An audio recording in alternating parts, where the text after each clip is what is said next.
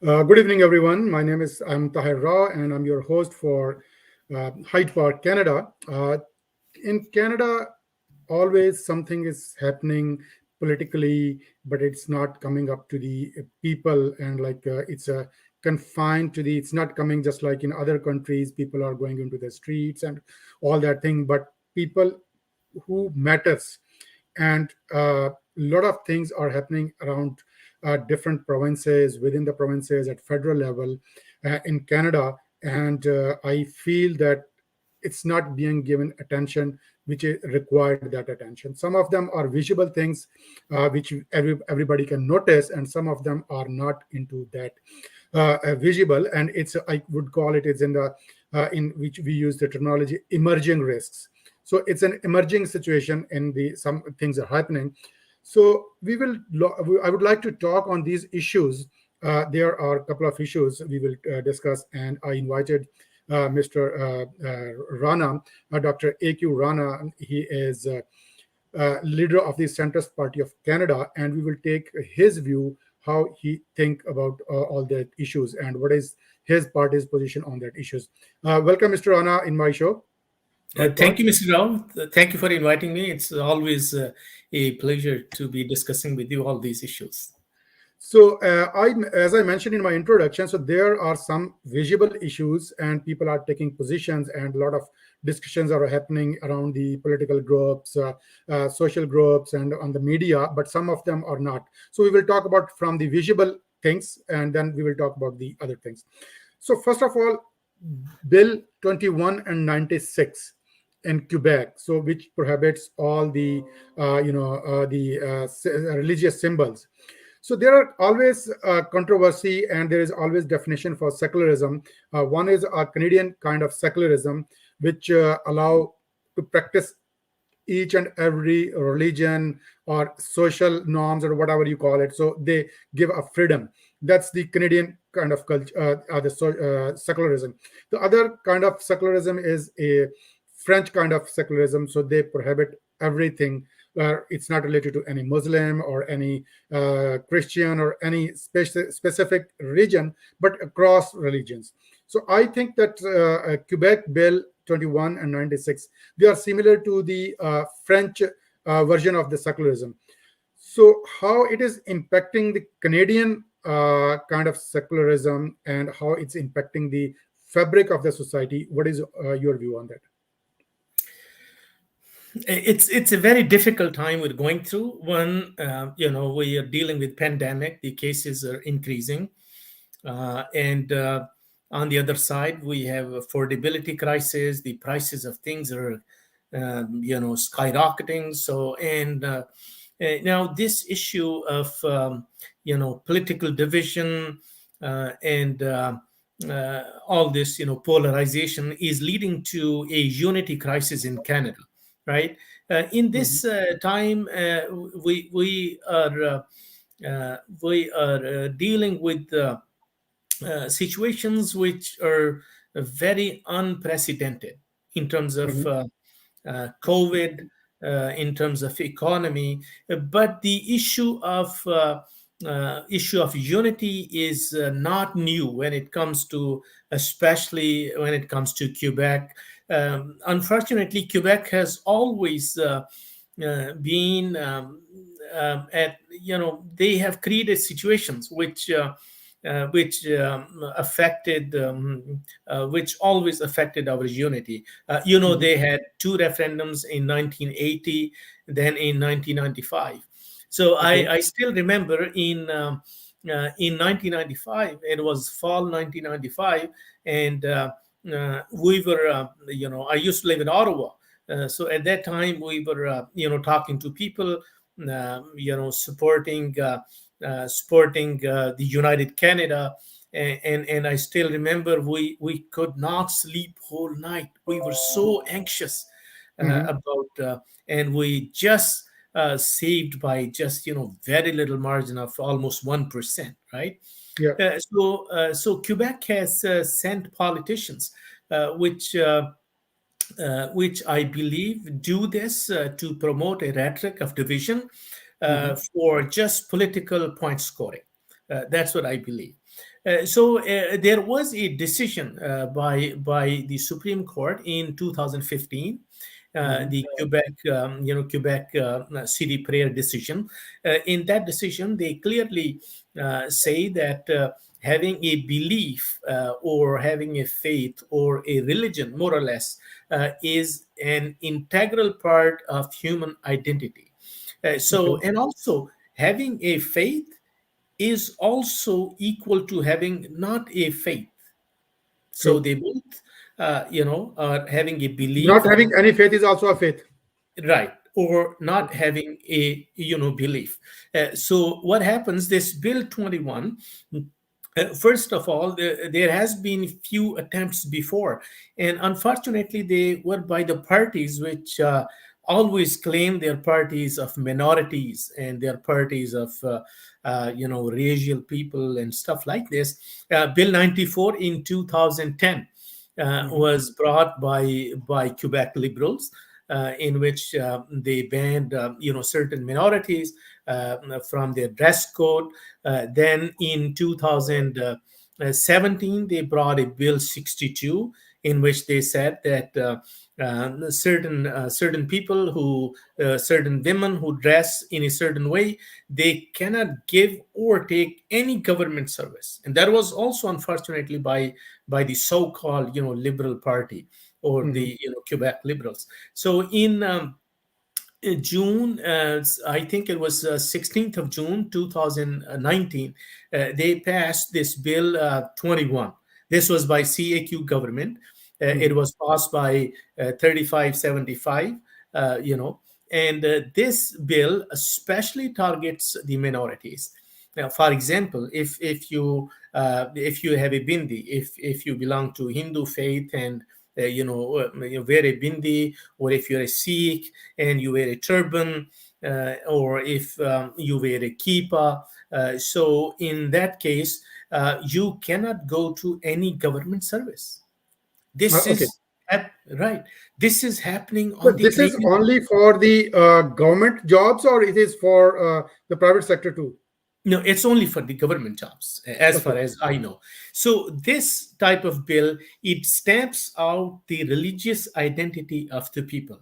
And so what happens? We live in a society which believes in pluralism. In pluralism, people of different We faiths embrace, yeah, inclusive or society. right. Or not having any faith, they can live together. And people of faith, they might have different faiths, but they can coexist. And they can, celebrate their identities. People can celebrate their gender or their ethnicity, but not their faith-based, dress code. And then this bill especially targets what I believe is women of certain minorities and men of certain minorities. As Sikh men are very committed to wear a turban. It's part of their faith, and Yes. some women are very, committed from minorities to wear a headscarf. So it targets them. Not going into a government job. When it comes to secularism, the secularism should be neutral, right? Yeah, It true. should be Yeah. anyone can do That, anything. that It that's the means beauty of Canadian secularism. right. So, by secularism, the state does not favor a religion, or state does not impose a faith on people. Here, the state is imposing its favorite ideology, right? That is the kind of So I have definition two. of This dictatorship. arises two questions. First of all, like you mentioned in your it's, a discussion that there is some decision from the Supreme Court of Canada also, and there was of course elected government. They passed this bill overwhelming majority. Do you think they have in any this legislation, have they overruled or any bulldoze any Canadian Charter of Rights or any Supreme Court decisions, past decisions, or any democratic norms, or any they use their majority? So have they followed all due process, or they have violated somewhere? No, the in a democracy, Democracy does not always mean that the majority rules or the majority decides.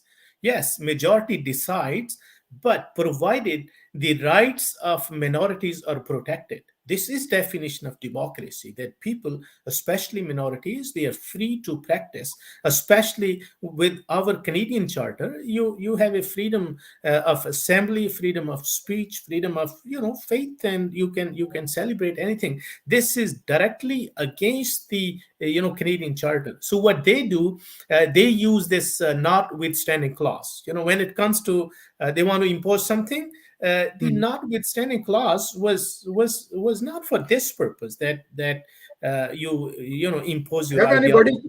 have any person or any organization or any right group challenge this thing to the Supreme Court or federal court? The Civil Liberties Association has challenged this to the Superior Court of Quebec, and Okay. they lost. So there was some exemption given to the English schools, but not to the other schools. I think the next level is a appeal court. They are going to go Okay. to the appeal court. So are they considering to go, or just they just finish their case? No, I think they have applied for a leave to appeal. So they once they get the leave of appeal, maybe they have obtained the leave of appeal, then they will proceed. This is still at the provincial level, but you know, Yeah, so the recent case is like this the lady from Muslim faith. She was removed from school. So, and of course, like if we see the composition of our society, majority, like overwhelming majority, maybe like I could say like more than 90% people are belong to one or the other faith, like Muslims, Sikh. You mentioned that Christians and all the Jews. So, what is the reaction of other community other than the Muslim community? well, this bill is not just against one community. It Yeah. is against all of the faith-based minorities. So every minority which has a faith is upset. However, because the proportion of certain community is higher in number, right? Hmm. And they are, I would say that they practice this more, or their identities are more obvious because of Hmm. certain reasons, skin color or so Sure. on, right? Hmm. So they are especially target, and also the women are the especially target. Not only just the target that they cannot get the jobs, but since this law has passed, right, these women outside of the government circle, like in a daily life, they Hmm. started becoming a victim. Because what happens once the leader of a nation, or a you can say ruling party, So, what do you they think is what is the reaction of the women right groups? So, like they talk about the women rights and all that thing. So, is it also they are taking a biased view because they are targeting to the smaller portion of community, or they are like inclusive and they are struggling for that? Yeah, no, I think the all the women groups, they uh, or the human rights group, they support Civil Liberties Association, so they are against this law. Okay, so other than this Quebec regional party, I would say there are three major federal parties also exist in Quebec: Liberal Party of Canada, Conservative PC Party, and NDP. So, what is their view on that? What their leader says, and what is their party policy? What do you think about So if you look at the provincial parties, so this bill was, of course, it was brought by CAQ, which is the current party. it? They brought this, and Parti Québécois supported this bill. So they got, I think, 75, and the Liberal Party, Liberal Quebec, and Yeah. maybe some other smaller parties were likely Mhm. against this. But in Mhm. Quebec, the other, at a provincial level, the main party is CAQ, and your Parti Québécois, then Liberal. So if you with respect to the CAQ, not only they have brought this law, but they have they have continuously, denied the systemic racism. For example, Mhm. the death of Miss Ashwan, right, in hospital. Mhm. She was an indigenous lady, and she was admitted in hospital. There were videos of people, passing very racist remarks about her and mistreating her. She died, and the premier of Quebec, he denied that the systemic racism exists. Right in Mhm. January 2017, when there was an attack on a Quebec mosque and six people were killed. So there was anniversary of this event, and the premier of Quebec, he attended the anniversary. After Mhm. the anniversary, he was approached by the journalists, and right after the anniversary, he denied the systemic racism in Quebec. Mhm. I mean, if it's really beyond, no person of a common sense would do this, unless you identify the problem, unless you see the problem, then and only then you can rectify it. If you keep on denying, in spite of such a strong evidence, now how would you make any effort to remove this, right? So this has been his condition. So, what do you think, as per your analysis, in Quebec? So, overall society is going into a polarization, or it's a certain racism increasing to the a certain community or certain faith, or they are targeting with the smaller community? Yeah, what has happened, unfortunately, that Quebec politicians, uh, they, they, whether they are in one party or the other, so they have more or less similar ideology, Hmm. and so every election they have to bring an issue.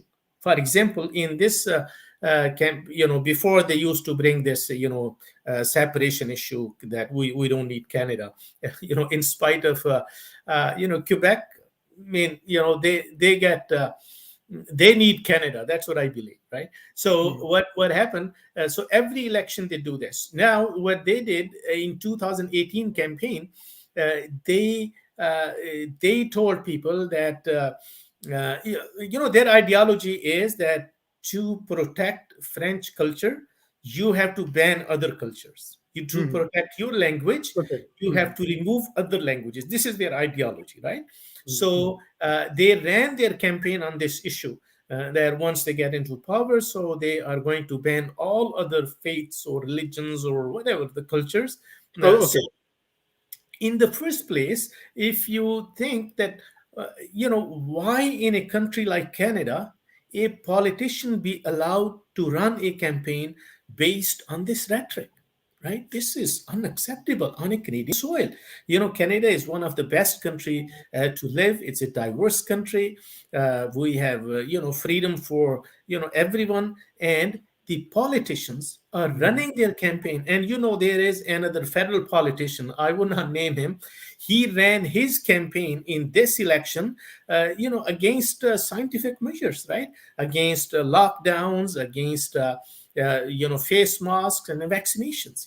There has to be certain, there has to be, some red line that you should not be Yeah. allowed to So, cross. Mr. Anand, there's a one question comes into my mind. Like, there is, of course, every system and every has a different the merits and demerits. And when we talk about democracies, we are talking about the best democracy, ideal democracy, and even if you talk about utopia and democracy, but still, it is dependent upon the people, and politicians are dancing on the tones of the tunes of the public. So if the public have a, like you mentioned, that the overwhelming majority in the assembly they have with that rhetoric and with that manifesto and the platform, so how best in within that norms, until as there is a somebody authoritarian powers can draw a line, oh, this is the red line, how best we can perform and how best we can protect the Canadian culture and how we can stop increasing racism and all that thing in Quebec, because this is their right, right? So people vote for them and they do go and they pass the bill in the assembly. Right.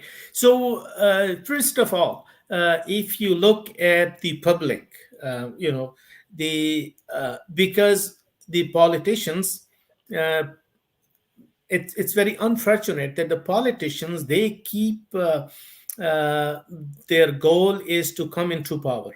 Their goal is Yes. not to serve the nation, serve the society, to work for the best interest of people, to bring peace and harmony. They have to find an issue. If there's no issue, they have to create an issue and then try to bring a solution. So this is the result of their partisanship, that people Mhm. even don't vote. People have lost faith in politicians. When I talk to people, people say, I'm sure you had the same experience. If you go on street and talk to people door to door, people say all politicians are corrupt, they all lie, they are there for self-interest, right? They don't care about people. So that is the reason the politicians have acted this way. Therefore our voting rate is what, like, between 40 to 45% people vote, and rest of the people Yeah, even true. don't vote, So, do you right? think there should be some legislation on that? Like, if there is a total overall turnover is less than 70% or 75% at least, so they will not consider there should be a repolling or something else. Well, in that could be only, and I think there has if there could be some change in kind of proportional representation, that then parties could find an alliance and every group can be represented. But the first past the post system, this is how it is. Maximum number of maximum vote you get, whether they are 20 percent or 30, True. you make the So government. do you do But you, do you think Canada need a reforms, electoral reforms? Even for the first election when he came into power, Liberal, they promised electoral reform. Even I think I if correct if I'm wrong.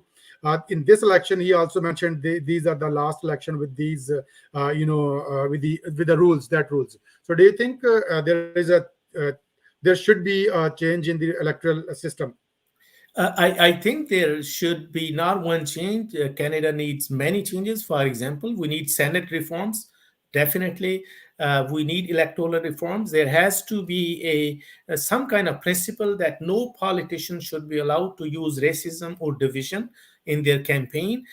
When it comes to Mr. Trudeau, he, it's.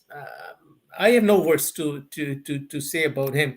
He would do what he does not promise, and he would never do what he promised. This is Mr. Trudeau. I don't think is discussing about him that he promised this and he never did Mhm. this is just a hopeless thing, right?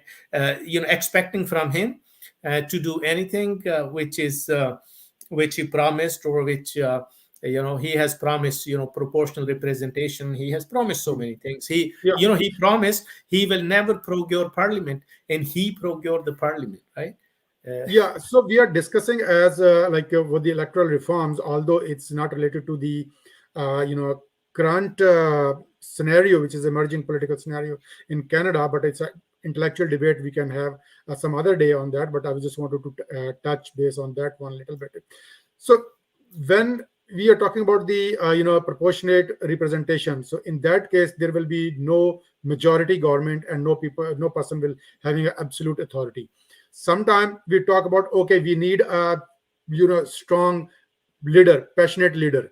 So if, like, two different things, if somebody is not getting an absolute majority and it's not, that person is have not authority, that person, even whatever the leadership qualities you have, so you cannot implement your agenda.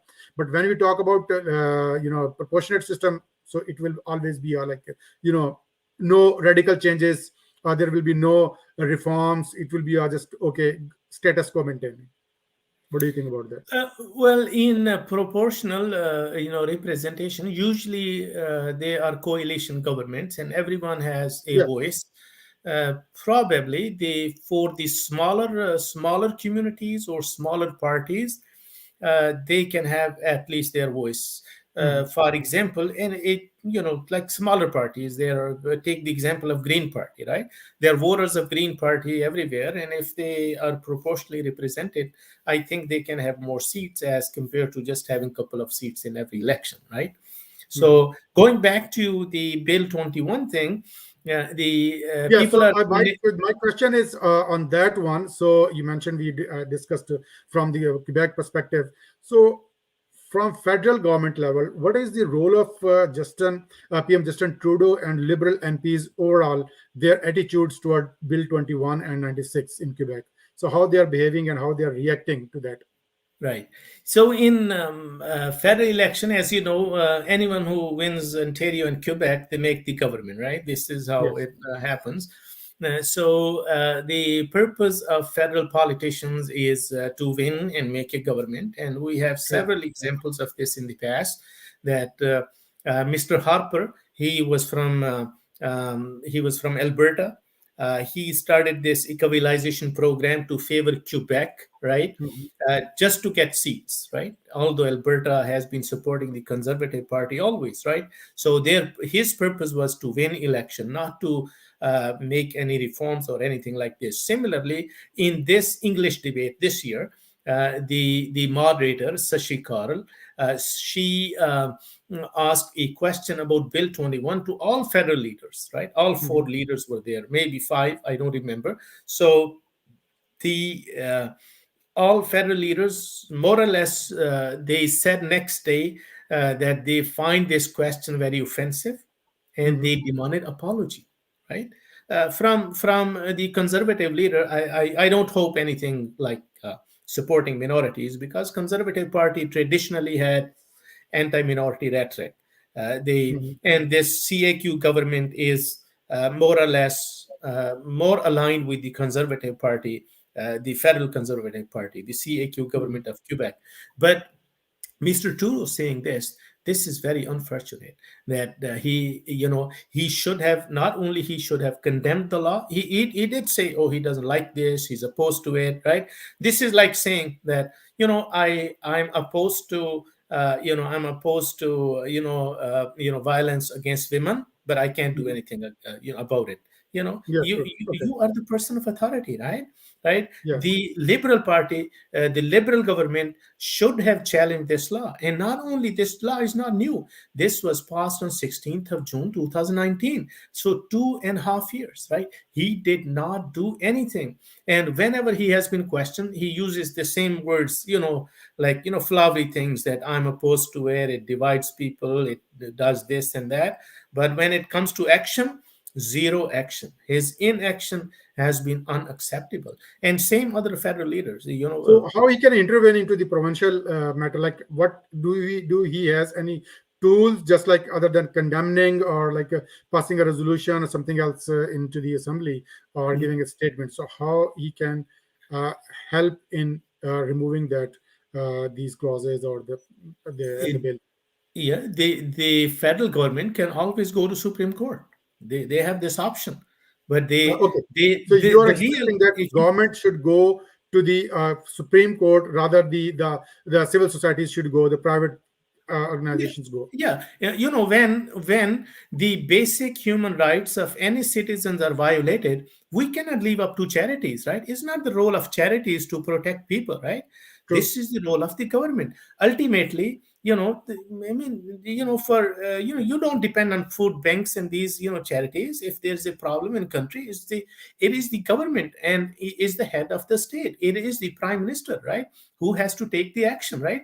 He should be leading this challenge. And he said that Mhm. I can, like he said, practically he cannot do anything. For example, the Mhm. same person, the same teacher who was fired, if she was traveling overseas, right, and she get arrested for something, she's going to a country where something happens and she get arrested, and the prime minister just says, oh, okay, that's fine, I don't care. I mean, this is lack of leadership.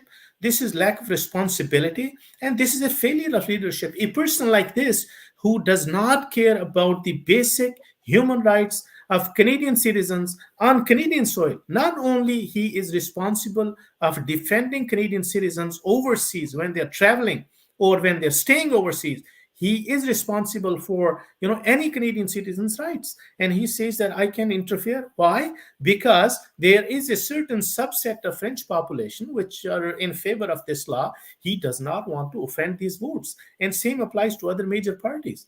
That is the basic reason. They care for votes, they don't care for human rights. And all these slogans of diversity, inclusion, these are just fake, slogans But for.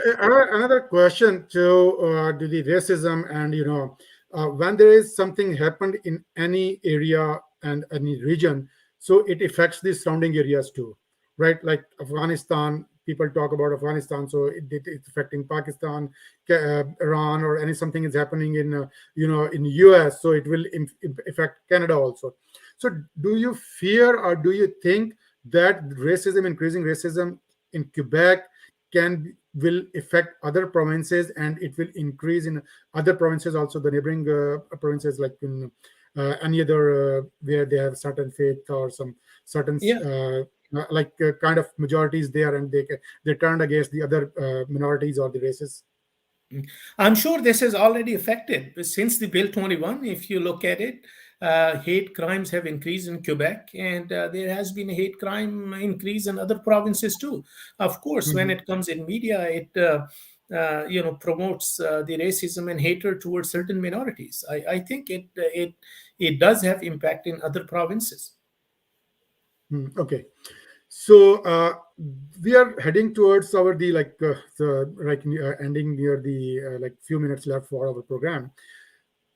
The invisible, the emerging issues, division between Eastern and Western Canada. So how do you think? And it is also related to some racism, or even the supremacy of any certain class or certain the race. So how do you think? And are people are taking it seriously? Do you think there should be a our think tanks are working on that? There is some serious debates are going on, or it's being neglected, and it will be a, just like a time bomb, it will explode any time. What do you think Yeah, about that? yeah. I've forgot to address a little bit your previous question about the role of the federal MPs.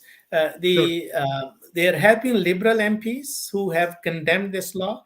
Even Bob Ray, who is a UN representative, Hmm. he has been more outspoken than Mr. Trudeau, and some Hmm. of the Liberal MPs from Ontario, because in Hmm. Ontario, especially in GTA, they need votes of minorities, racial minorities. So what they did, they wrote these letters and they put on the WhatsApp and Twitter and on their Facebook and stuff like this, right?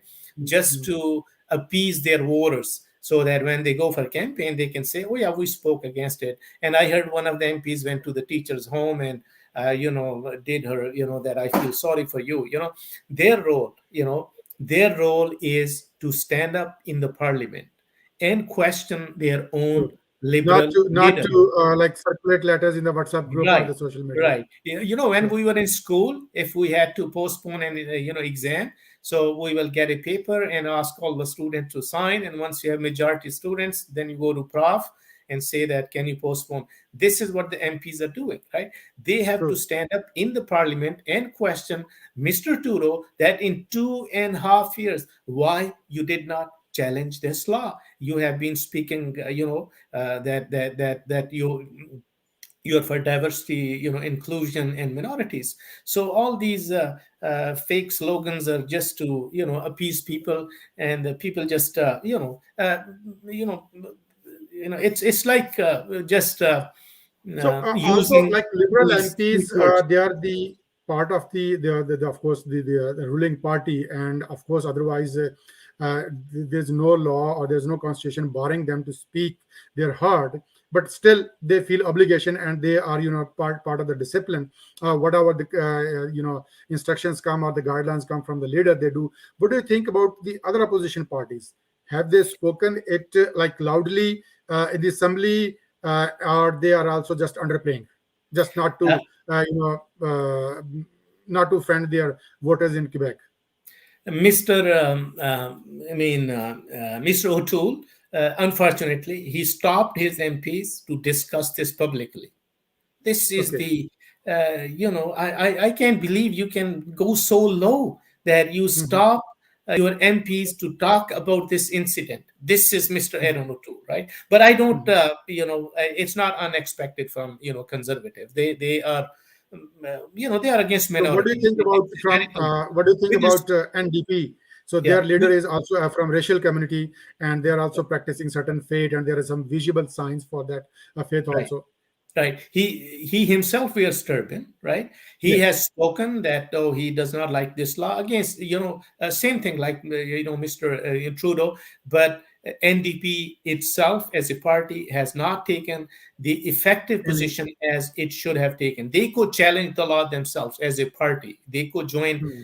other parties. With respect to the liberal, MPs, yes, when it comes to human rights, the party policy is nothing. You need to speak for your constituents. You need to speak for True. Canadians. Party policies. What is party policy? Nothing.